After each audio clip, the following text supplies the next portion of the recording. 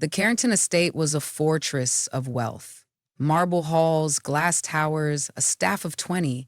But inside, it lived a man who only cared about two things: his twins, Eli and Emma. Richard Carrington, the tech billionaire whose face once graced magazine covers, had been a widower since the twins were 5. Now at 8, Eli and Emma were the light of his quiet, grief-softened world. He made sure they had everything: the best tutors, the safest school, the softest life. And yet, he missed something. 2 weeks before it happened, Emma had climbed onto his lap during a weekend visit and whispered, "Daddy, Eli says someone comes into our room at night. He hears them. I hear them too sometimes." Richard chuckled. "Monsters, huh?" Emma shook her head, serious. "Not monsters, people." He promised to talk to the school. He didn't. Monday morning came like any other. His assistant's voice cracked over the intercom. "Sir, the school just called. Eli and Emma are missing." Time stuttered, then stopped. Within hours, Richard arrived at Ravenswood Preparatory, a prestigious school tucked behind Pine Woods in Connecticut. Police were already present. Flashing lights painted the ivy walls. The headmistress wrung her hands nervously, eyes darting from camera crews to the Carrington security team. "The twins didn't show up for morning assembly," she said. "We assumed they overslept, but their beds were untouched." Security footage? There was a data failure overnight, she claimed. Richard stormed through the dorm. The twins' beds were made, pillows untouched, their tiny sneakers placed perfectly side by side, waiting by the door, as if they were planning to return. The back gate, normally locked, had been left open. Beyond it lay the woods. By dusk, a search party combed every trail, creek, and corner of forest. Dogs barked, drones flew overhead. A blanket of silence smothered everything. Then one of the searchers screamed. Near the old oak tree, at the edge of the woods, 2 pairs of socks, small, stained with blood, lay neatly on top of each other. No footprints, no struggle, just silence. Richard collapsed to his knees. No ransom came, no message, no enemy to fight. There's the void. That night, as reporters camped outside and helicopters buzzed overhead, Richard sat in the twins' room. He picked up Eli's sketch pad. The last page was covered in scribbles, circles, eyes, trees, and one line written over and over again in childish, shaky print. "We are not alone." The news exploded across every screen in America. Carrington twins vanished without a trace. No ransom, no leads, no hope. For weeks, Richard didn't sleep.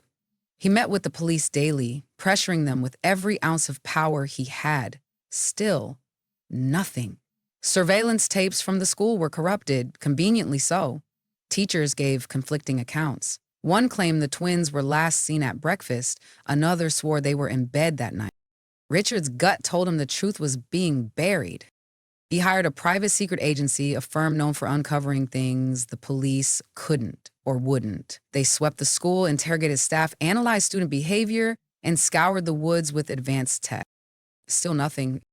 And then the calls began. Psychics, scammers, strangers offering answers for a price. One woman said she'd seen the twins in a traveling circus. A man swore he met a boy with golden eyes in a shelter in Nevada.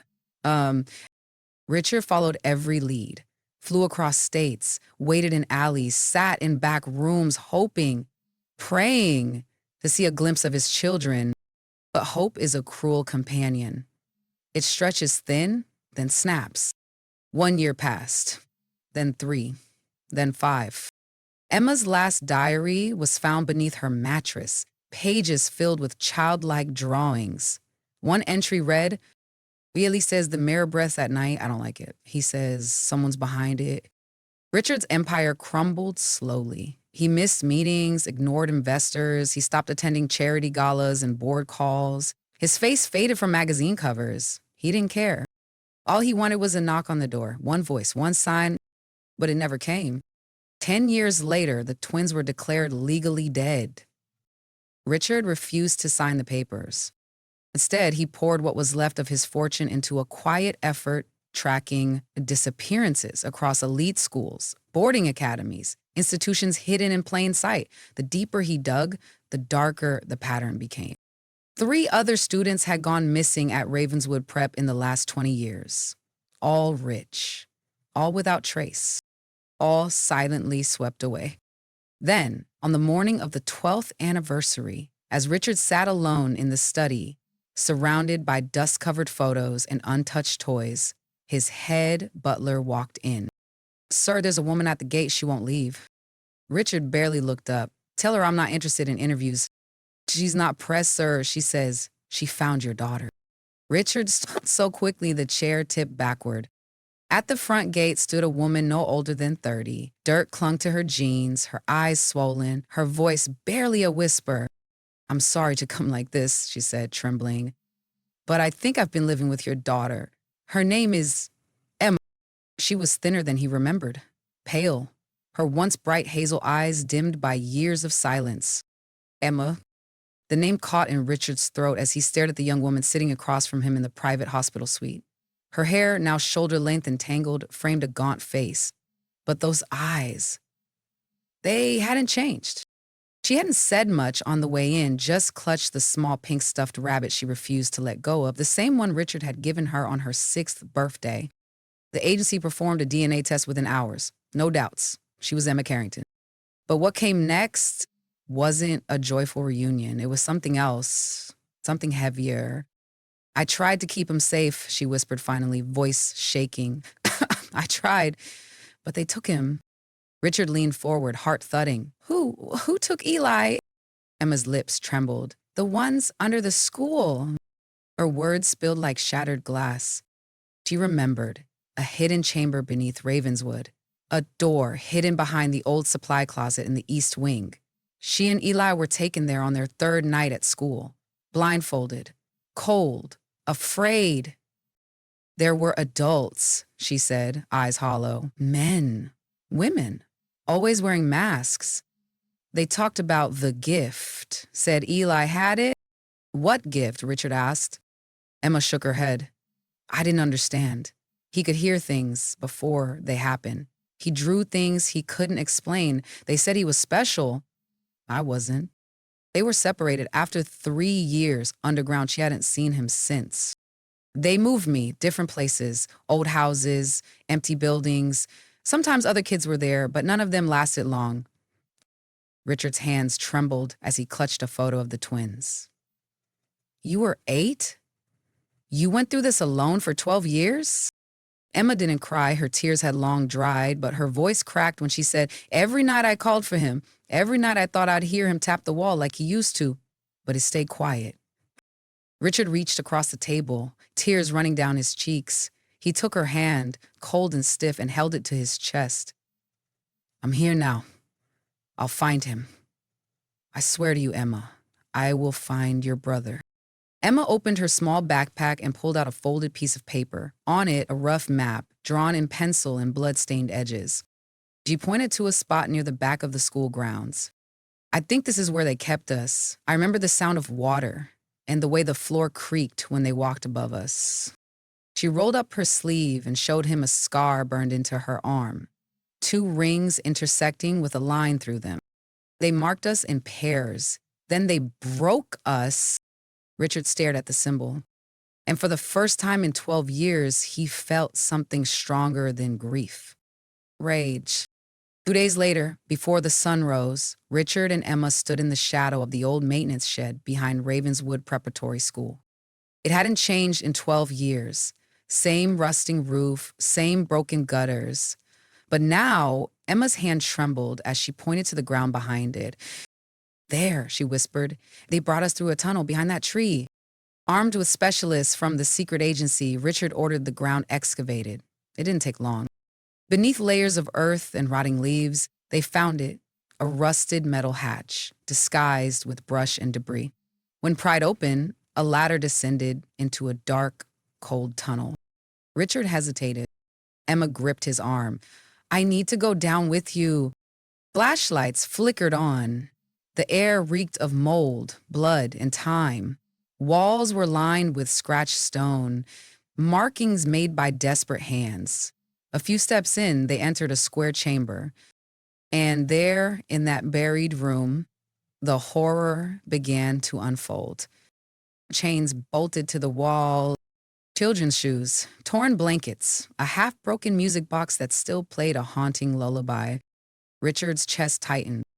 But then Emma gasped and ran ahead, stopping at a steel locker on the front, rusted over but still visible. Elise. Her fingers shook as she opened it. Inside, a worn t-shirt, a bracelet she had made from paper clips, and a folded drawing yellowed with age. Two stick figures holding hands. One was crossed out in red. Richard fell to his knees. He stared at the drawing, then at the scar on Emma's arm. The rings, the line. They were trying to separate you, he whispered. To erase him! They called it cleansing, Emma murmured. They said Eli heard the things that shouldn't be heard. They were afraid of him. One of the agents called from the far corner of the chamber. Sir, we found something. A burned cassette tape. They managed to restore it hours later in a private lab. When they played it, static filled the room. Then a voice. Distorted. Low. Inhuman. The boy sees too much, he hears what we hide. Separate them. The girl is disposable, but the boy's dangerous. Richard slammed his fist against the table. Monsters! Emma was quiet, staring at the drawing. I told him I'd never let go of his hand, she said softly. But I did. You did it, Richard replied, his voice cracking. You survived. That's how we'll bring him back. But even as he said it, part of him feared the truth. What if there was no one left to save? 6 months passed. Emma had a room now, her own bed, her own light, her own silence. But she still slept with the lamp on, still dreamed of voices whispering behind the walls, still heard Eli calling. Richard tried to rebuild. The school was permanently closed, but no one was arrested. The powerful have many doors to hide behind. He kept searching, following every whisper, every rumor, but none of them led to Eli. And yet, one night, something changed. A call came in from a small town in Oregon. A boy, maybe 17, had been picked up wandering barefoot, covered in dirt, drawing strange symbols on the sidewalk. He didn't speak, but when shown a photo of Emma, he wept. Richard and Emma flew out the next morning. The boy sat curled on a bench, thin, wild-eyed, but unmistakable. Really? Emma called gently. He didn't respond, just reached slowly into his shirt and pulled out a folded piece of paper. 2 stick figures, one crossed out. But this time, the cross was erased. He had kept the drawing all these years, hidden, protected. Emma fell to her knees, sobbing. I'm sorry I left you. I didn't mean to. The boy looked at her. One slow blink, one shaky breath. Then he smiled. Not fully, not perfectly, but enough. They brought him home. Therapists said it would take years, maybe longer. He had endured more than anyone should, and yet he came back. Scarred, silent, but alive. In time, Emma began to speak publicly, advocating for children who went missing, for those whose voices were ignored. Richard funded a new organization in their names, the Carrington Initiative, focused on investigating child disappearances in private institutions. They never stopped searching for others. Final message to viewers. This story isn't just about a billionaire or a mystery. It's about something deeper, something we all need to hear. Listen to your children. Believe them even when their fears sound strange. Give them time, attention, presence, because sometimes the quietest warnings are the most important. Emma once told her father something was wrong. He didn't listen, and it almost cost him everything. If you're a parent watching this, ask yourself, would I have believed her? Let us know in the comments. And if you've ever felt unheard, you are not alone. Your voice matters. And don't forget to like, share, and subscribe.